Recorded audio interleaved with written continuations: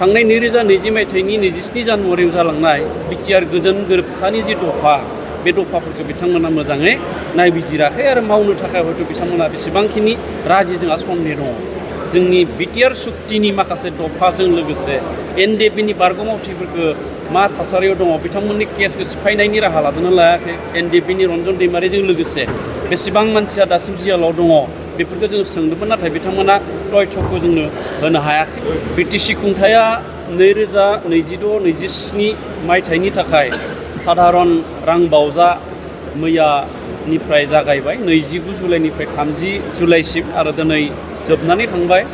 जोङो UPPL दोलनिफ्राय BTR ओनसोलनि गासै रायजो राजानि जानानै गोख्रोङै जोङो बाहागो लादों आरो जोंनिफ्राय गोख्रोङैनो दानि बिपिएफ सरकारनिसिम माखासे गोनां आयदानि सायाव जोङो सोंलु दैखांनाय जादों आरो गोबां सोंलुखौ बिथांमोना फिननाय होदों, गोबां सोंलुखौ बिथांमोना खेंसालियायै एरायदों। दा गासैबो सोंलुनि फिननायखौ बिथांमोना माखासे समाव होजोबनो हायाखै।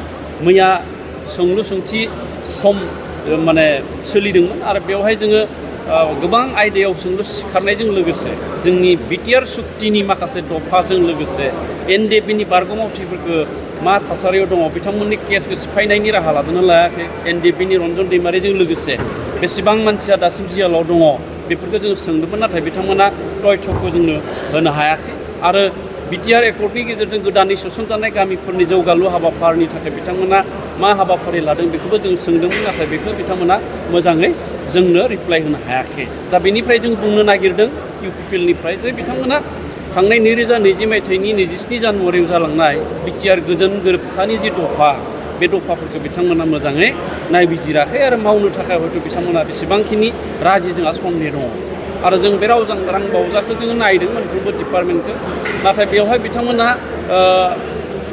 90 एबा 900 कौटि बिथांमोना बाजेट देखायदों।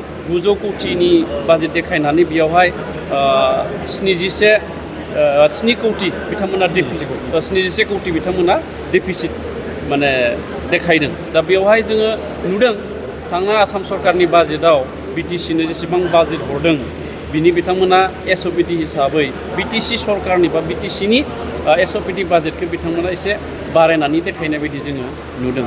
दा बेखायनो बाजेटनि सायाव जोंहा एसे गोजोननायखौ जोङो बारा जोंनिफ्राय जों देखायाखै।